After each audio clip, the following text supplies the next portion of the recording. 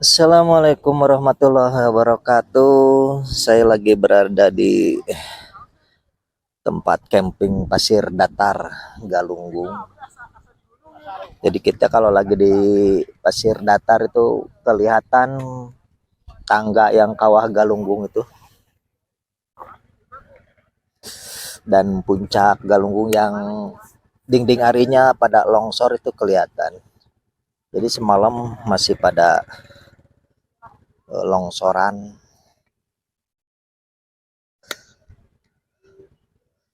Sampai suaranya ya lumayan kenceng lah.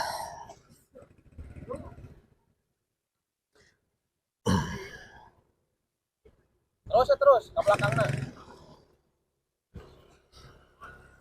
Baiklah, untuk kali ini sambil ngopi kita akan bikin yang lanjutkan video. Kita cerita lagi.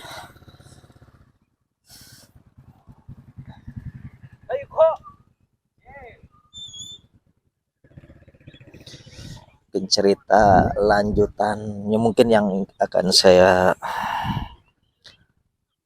bahas di konten kali ini, di video ini.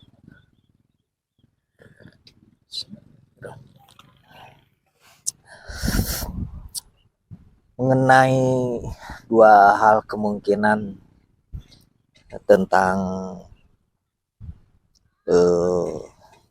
kemunculannya Satria Piningit atau kriteria Satria Piningit yang akan muncul itu bisa jadi ada dua hal yang jadi bisa dikategorikan gitu, dua.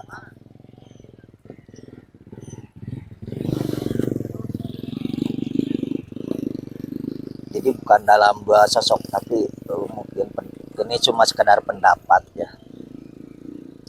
Jadi istilahnya yang bakal muncul itu sekarang ini, yang pertama sosoknya sudah ada tapi masih ke dalam bangsa gaib lah istilahnya gitu. Lagi mencari jasad tubuh untuk dimasuki oleh Satria Piningit. Yang kedua,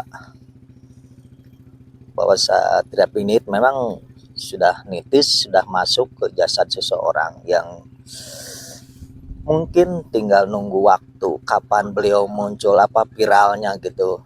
Karena kalau dibilang Satria Piningit itu mungkin harus dia tuh masih tertutup gitu kan, jadi belum jelas, jadi orang-orang belum tahu siapa sosoknya, yang mana, orang mananya gitu. Makanya sampai sekarang masih diperebutkan. Ya istilahnya kan tiap daerah pada menginginkan bahwa Satria Piningit itu muncul dari daerahnya.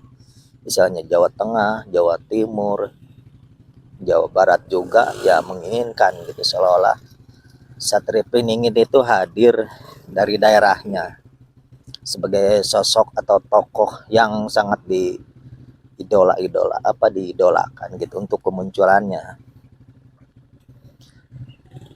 Jadi bisa jadi yang kedua ini, yang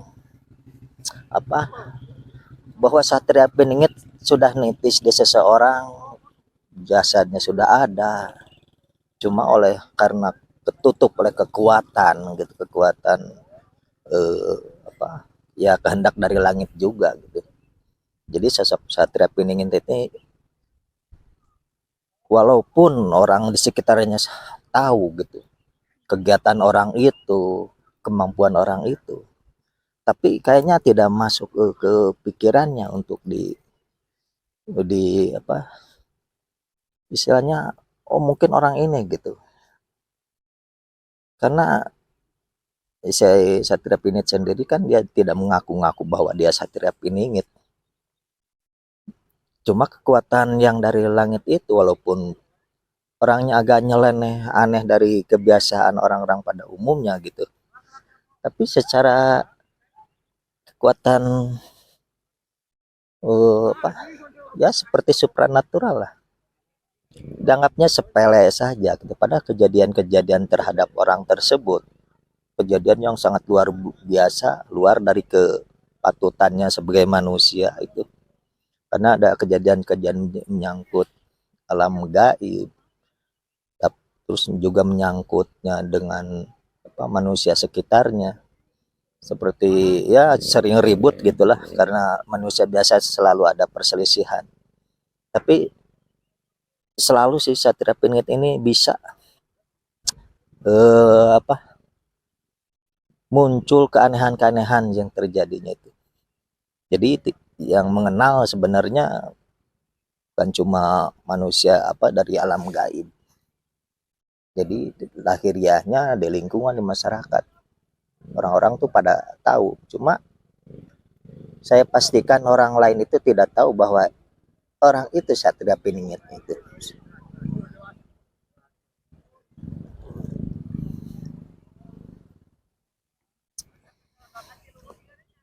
Jadi terdengar ini ada longsoran lagi.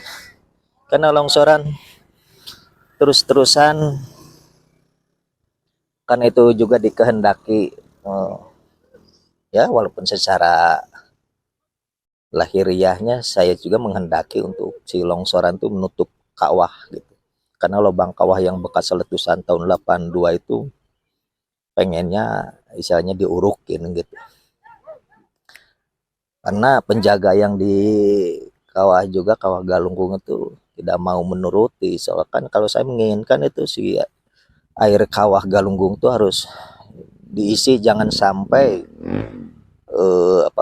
gunungan yang di tengah kawah itu diinjak. Sebenarnya kalau saya itu pengennya direndam sama air, jadi orang nggak ada yang bisa ya jalan-jalan ke tengah yang gunungan itu. Cuma berhubung sekarang udah teruruki oleh pasir-pasir kalau longsoran itu, kalau hujan kan ke bawah air, akhirnya sekarang tanah daratannya itu bisa nyambung ke tengah gunungan itu. Padahal setahu saya bahwa di situ tuh keratonnya gitu. Karena saya lanjutkan dengan suasana matahari yang baru muncul, menghangatkan badan lumayan.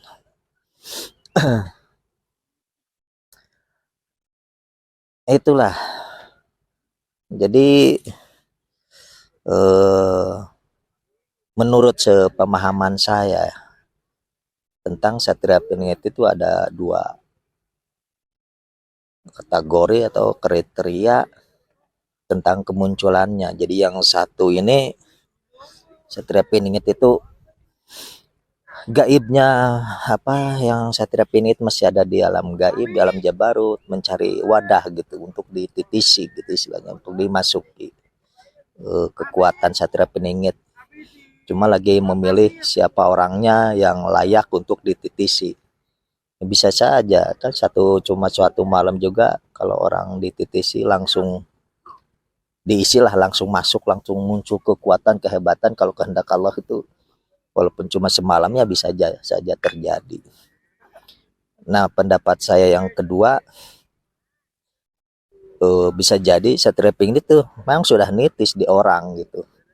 Cuma masalahnya walaupun kekuatan orang yang tahu benar-benar orang terdekat tahu kekuatan orang itu gitu. Cuma kan nggak menyangka, nggak bakalan mengira bahwa sebenarnya orang itu yang disebut yang Satria Piningit itu mungkin ada di tengah-tengah Anda, di keluarga Anda, bahwa itu sebenarnya karena sering kejadian-kejadian aneh secara spiritual, secara gaib, secara lahiriahnya banyak keanehan lah misalnya yang terjadi. Yang terutama menyangkut ciri-cirinya itu kalau Satria Piningit kan didampingi oleh kekuatan leluhur lah istilahnya. Itu pasti pada tunduk dari leluhur gaib-gaib, para ini yang penjaga daerah atau gunung itu pasti tunduk sama Satria Piningit orang itulah istilahnya.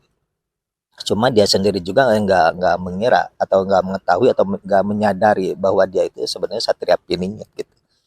Karena memang kehendak Allah juga tidak memunculkan, memviralkan, padahal kekuatannya udah nyata gitu.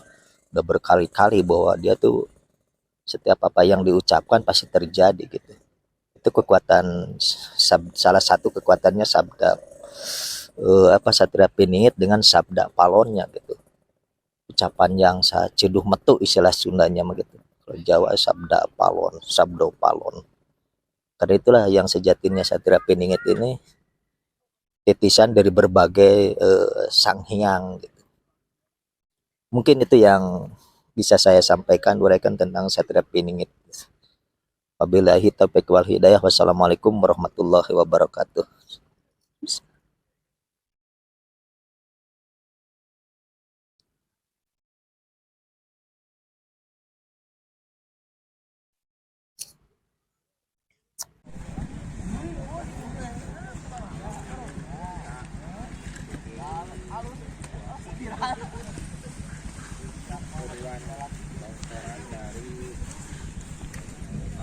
Nih tenda saya begini nih.